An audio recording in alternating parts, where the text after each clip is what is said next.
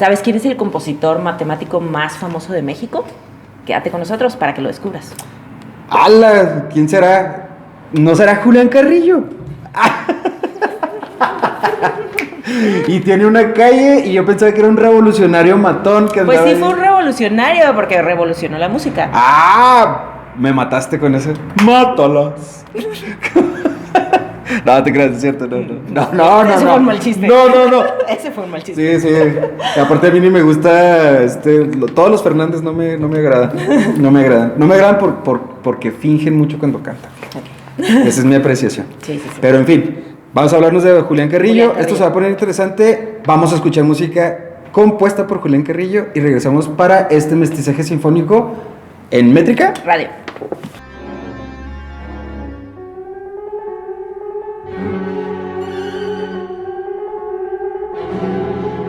Balbuceos para piano metamorfoseado y orquesta sinfónica del compositor mexicano Julián Carrillo. Esta obra, de 1958, fue dedicada al pianista ruso Leopold Stokowski. En ella se utiliza un piano de diseño especial para producir sonidos microtonales. Carrillo dedicó su vida a la investigación acústica y desarrolló escalas muy distintas a las que comúnmente se utilizan.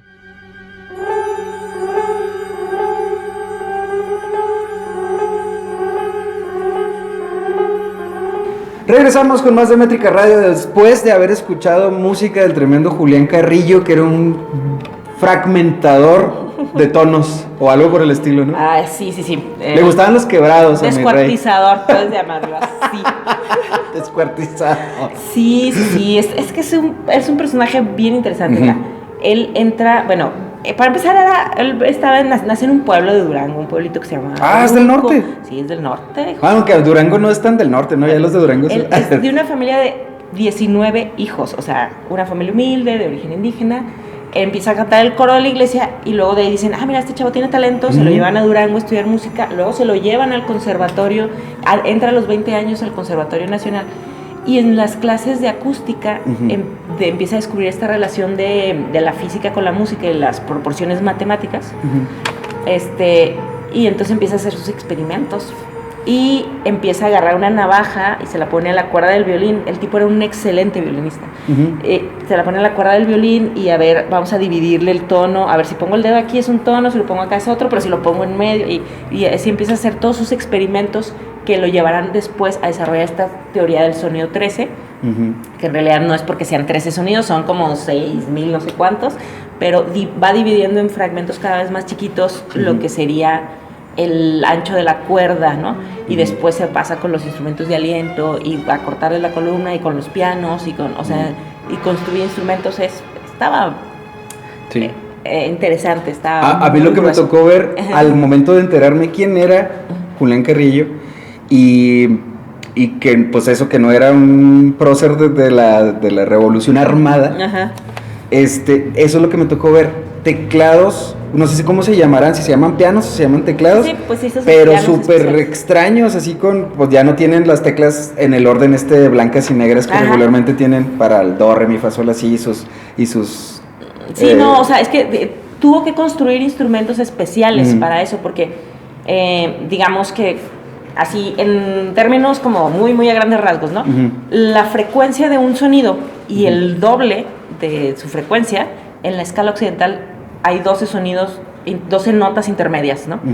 Y el de cada una de esas notas la dividió en 2, en 4, en 16, o sea, así se fue así a fragmentos cada vez más pequeños. Claro que distinguir eso, o sea, es bien difícil, necesitas un oído súper fino, ¿no? Porque incluso un violinista cuando hace su vibrato está haciendo esos cambios y lo escuchamos como si fuera una sola nota adornada, por así decirlo. Pero entonces el tipo se obsesionó así de medirlo metódicamente y construir instrumentos. Y de hecho patentó en 1940, 40 y algo, patentó sus pianos, les llamó pianos metamorfoseados, precisamente porque su forma cambia, ¿no? Claro. Para poder tener todos esos sonidos y lograr tener los 6,400 y tantos sonidos en todos esos pianos, ¿no?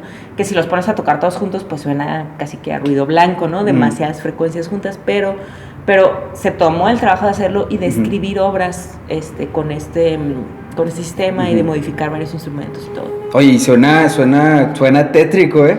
Suena bien raro, suena bien raro. Hoy en día ya hay muchas obras que utilizan cuartos, octavos de tono y todo eso. O sea, sí es una influencia muy grande en todo lo que será la música de tradición académica occidental, por así decirlo, alrededor de todo el mundo. Por eso recibió reconocimiento en muchos lugares del mundo. En México también. Pero creo yo que sí es de esta música que es difícil. Sí, claro. Entonces no es...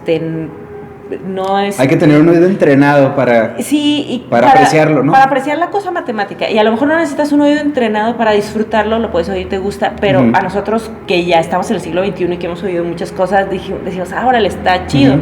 Pero para la gente de 1940, que ni siquiera habían oído a los Beatles, ni a Pink Floyd, o sea, era así como que, ¿qué es eso? Le preguntaban, ruido, ¿eres Marty McFly? Sí, o sea, no, o sea, es ese ruido así como, pues, ¿qué es eso, no?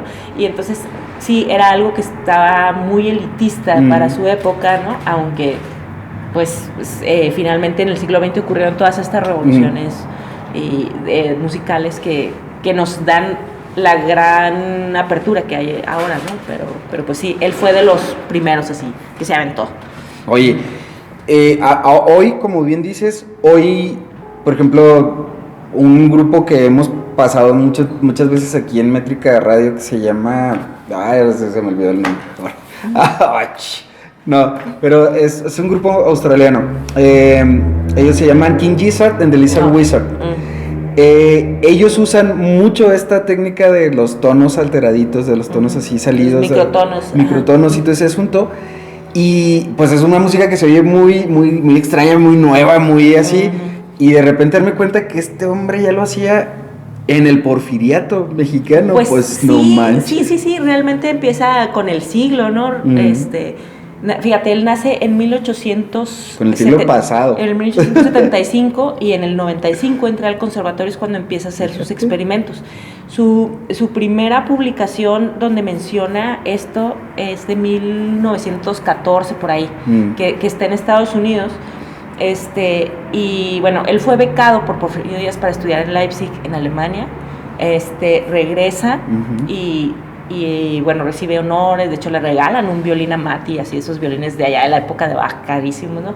Y recibe clases en el conservatorio, es director del conservatorio, pero cuando, por todos estos pleitos de la revolución, como además era de la banda como protegida de Porfirio Díaz, al momento en el que termina el gobierno de Huerta, él se exilia, voluntariamente se exilia en Estados Unidos.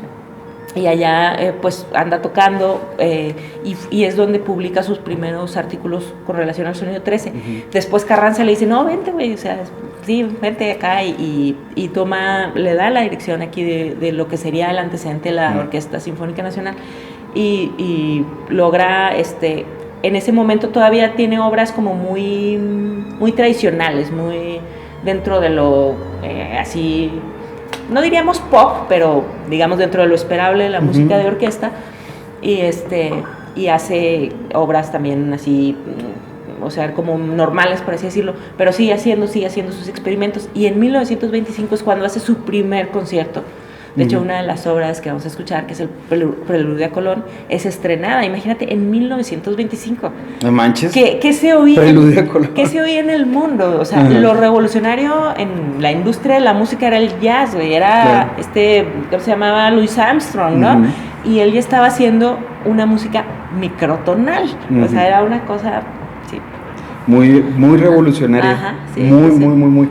Y pues qué chido, ¿no? O sea... A mí lo que se me hace bien chido, fíjate, me estás hablando de un hombre que nació en Durango, donde la cultura no es así como que lo más top. Cultura hay en todos lados. No, pero o sea, que no hay un andamiaje cultural para que se estén generando grandes nombres, grandes cosas en una familia de 19 personas, o sea, ¿qué privilegio puedes tener una familia de 19 personas? Porque además era una familia humilde, porque hay familias extensas de lana, ¿no? Pero no, ellos no, o sea, y de hecho su educación primaria la tuvo que interrumpir por falta de recursos, pero sí prosiguió su educación musical. O sea, a lo que voy aquí es, luego de repente uno diciendo, no, ¿yo qué voy a hacer aquí en Chihuahua? ¿Cómo voy a poder? Pues no manches, si alguien en Durango el siglo XIX pudo. Y son curiosos los mecanismos, ¿no? O sea, porque no sabremos cuántas creatividades o cuántas inteligencias matemáticas de ese tamaño puede haber habido, claro. ¿no? Pero él llegó por el lado de la música y fue descubierto, fíjate, el mecanismo que lo descubre, es un coro de la iglesia. Fíjate. O sea, bueno, así como... Es que era conservador. No, pues era lo que había. Lo que había, claro. O sea, lo que había, ya no digamos que tuviera, no sé, no tengo noticias respecto a su filiación política o lo que fuera, y menos siendo un niño, ¿verdad? No sabemos si leía Reforma o La Jornada. Pero era lo que había en ese lugar, ¿no?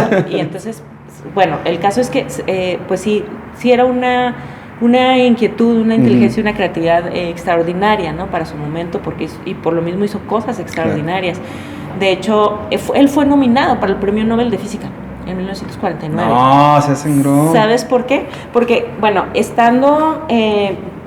anduvo en muchos lugares dando conciertos y estuvo en México trabajando la mayor parte del tiempo, pero vivió en varios países, todo esto.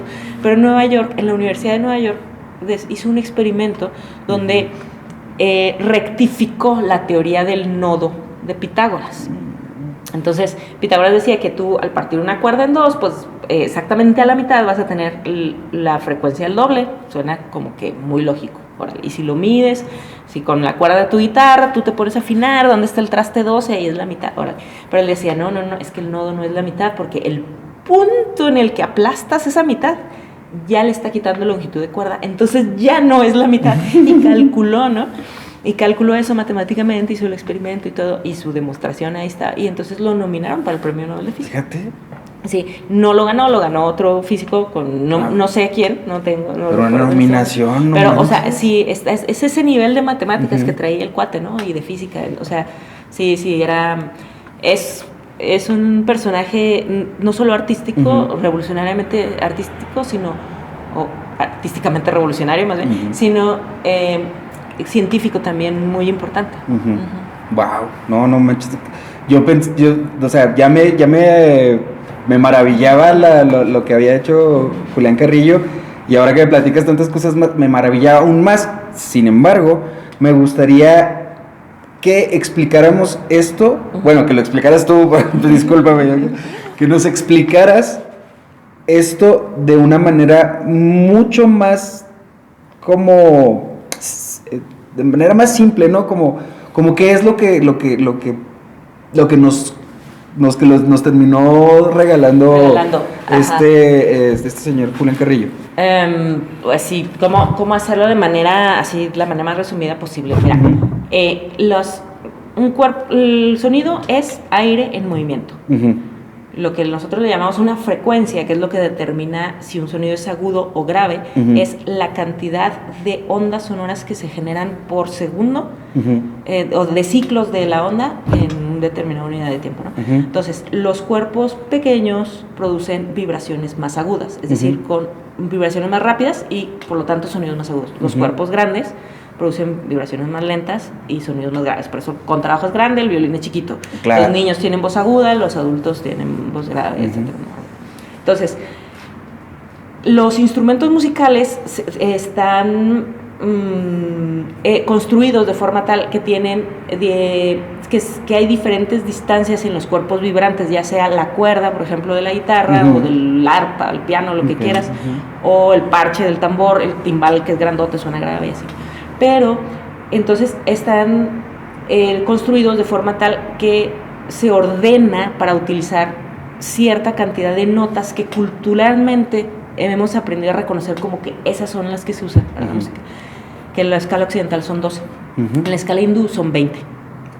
En ese mismo rango, digamos, entre una frecuencia y el doble de vibraciones, ellos tienen 20 y ordinariamente las usan. Nosotros tenemos 12, de los cuales una canción de esos 12 normalmente usa 7 o 6. ¿Sí? Una canción así como no, y en el punk con tres acordes ya alarmaste. Digo, también se requiere su ciencia hacer algo con pocos recursos. Claro. No entremos a las críticas al reggaetón y otros minimalismos altamente redituables. Pero bueno, el caso es que o sea, él lo que hizo fue decir, bueno, todas estas 12 todavía las podemos dividir. O sea, si tú me haces por ejemplo, un tambor de este tamaño para que suene esta nota y otro de este tamaño para que suene la que sigue, yo hago uno intermedio. Y entre ese intermedio hago otro intermedio y hago otro intermedio y así, ¿no? Si has visto las marimbas, ¿no? Sí, claro. Así unas teclas grandototas, los bajos y otras chiquititas, los agudos. Bueno, pues él hizo... O sea, si cada una lleva una proporción en la que se van recortando, él le agregó más teclas, ¿no? A la marimba, al piano y así, y construyó muchos instrumentos diferentes. Construyó una orquesta completa hacia 1950 y algo, una orquesta completa con puros instrumentos, le llamaba él metamorfoseados, para poder tocar en ese sistema. ¿Y por qué cuando los tocan, lo que yo he escuchado, que los tocan, porque suena como siniestro, porque suena como de ensueño, porque... Pues no sé, yo creo que pues no estamos muy acostumbrados porque no se usa mucho esto y creo que donde más se ha usado música microtonal, que estemos como más en contacto cotidianamente, es en el cine y se asocia más a las escenas de misterio o de terror o de cosas mágicas. Entonces yo creo que tenemos un condicionamiento ya inconsciente de que, así como decimos, esta rola es triste, una escala menor, bueno, pues el teremín, por ejemplo, que usan los de sonido gallo negro, ese es un instrumento microtonal porque no tiene límites. O sea, tú mueves la mano y ¿no? ¿A dónde le tienes? Entonces, por lo mismo es bien difícil de tocar, ¿no? Claro. Y bueno, la historia de Teremín también es bien interesante. Otro día sí, está bien. Sí, siempre vamos terminando con lo que va a venir la próxima vez. Esto es como las 1001 noches. Cada tema sale otro, bueno, o varios.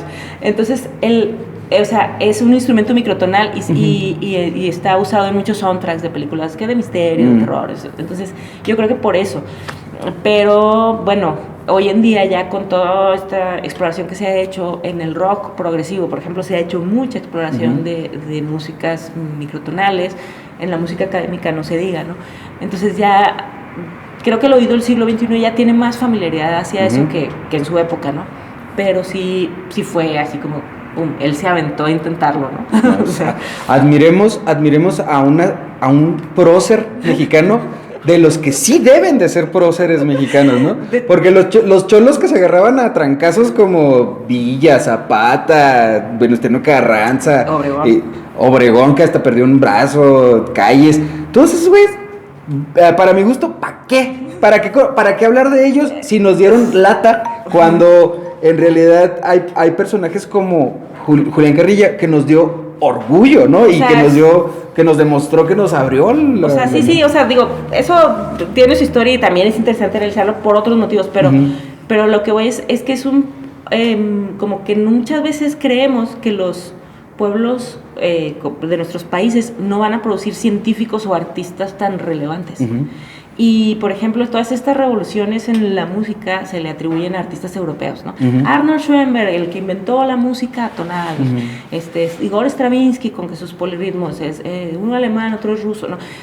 Olivier Messiaen, francés, que también hizo otras revoluciones dentro. Sí, pero espérate, decía el pianista, uno de los pianistas que más lo ejecutó, decía, bueno, dice, es que para fortuna de América, él era ruso, dice, los europeos no tenemos nada que hacer porque esto lo inventó un indio americano.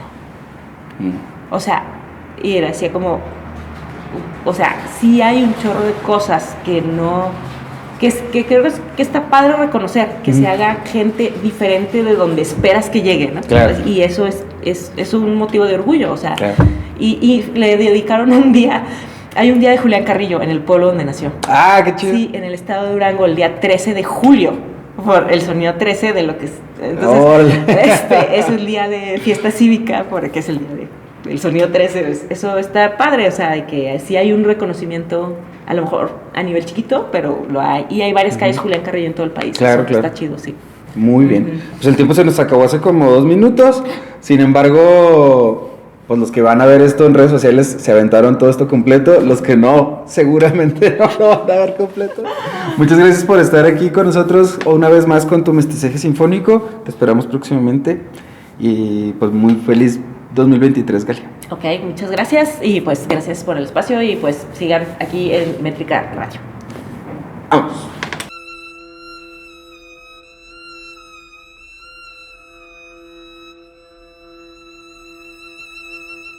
Estamos escuchando al ensamble Daliente de la ciudad de Chicago, bajo la dirección del maestro Michael Levansky, con el Preludio a Colón. Esta es una obra del compositor mexicano Julián Carrillo para cuarteto de cuerdas con arpa, guitarra y voz. Una obra de 1925, estrenada en la Ciudad de México. Esta fue una de las primeras obras microtonales de las que se tienen registro en la historia.